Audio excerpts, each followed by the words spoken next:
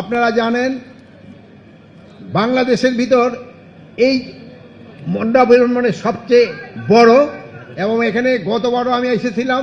এখানে সব সময় শান্তি শৃঙ্খলাভাবে এই পূজা অনুষ্ঠিত হয়।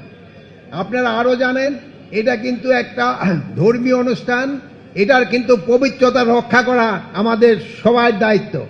আপনারা সবাই এটার পবিত্রতা রক্ষা করবেন এবং এই ধর্মীয় ভাব গাম্ভীর্যের ভাবে যেন এটা সম্পাদন করা যায়, এটা আপনারা সবাই চেষ্টা করবেন। আরেকটা হলো, এখানে পর্যাপ্ত সংখ্যক আইন শৃঙ্খলা বাহিনী নিয়োগ করা হয়েছে।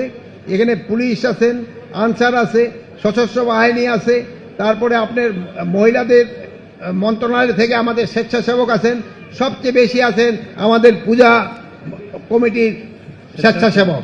তারা কিন্তু দিন রাতই এটা আপনাদের বিভিন্ন কাজে সহায়তা করতেছেন এবং এটার আইন শৃঙ্খলা যেন ঠিক থাকে এটা সহায়তা করে যাচ্ছেন। তবে আপনারা জানেন যে চিটাগাঙে স্পেশালি খাগড়াছড়ি এবং গুইমারাতে একটা ঘটনা ঘটছে। এই ঘটনাটা ঘটার উদ্দেশ্য ছিল যেন এই পূজাটা শান্তিপূর্ণভাবে যেন না হতে পারে।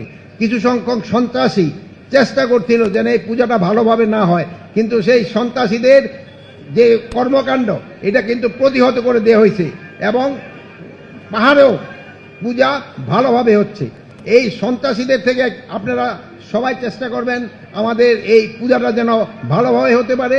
সন্ত্রাসীরা কিন্তু সব জায়গায় চেষ্টা করবে এবং সন্ত্রাসীদের কিছু মদতদাতা রয়ে গেছে, এরা দেশে বাইরে থেকেও মদতদাতা রয়ে গেছেন। এই মদতদাতাদের থেকেও আপনারা তাদের যে একটা খারাপ ইচ্ছা এটা আপনারা কিন্তু দূর করে দিতে পারবেন। আর আপনারা সাংবাদিক ভাইয়েরা আপনারা সব সময় সত্যি সংবাদ প্রচার করেন, সত্যি সংবাদ প্রচার করবেন, যেন কেউ যদি কোনো অসত্য সংবাদ দেয় ওটা যেন কি বলে বন্ধ হয়ে যায় তার, আর ওটা যেন তারা প্রকাশও করতে না পারে। আর কোনো কিছু সংবাদ ভাইয়েরা বলছে যাচাই না করে আপনারা দিবেন না। একটা কিন্তু নতুন অ্যাপও করা হয়েছে, আপনাকে যদি কোনো কিছু থাকে ভাইদের সাথে আছে, ভাইরাও কিন্তু অ্যাপের সাথে সম্পৃক্ত, তারা আপনাদের সঠিক সংবাদটা দিতে পারবে।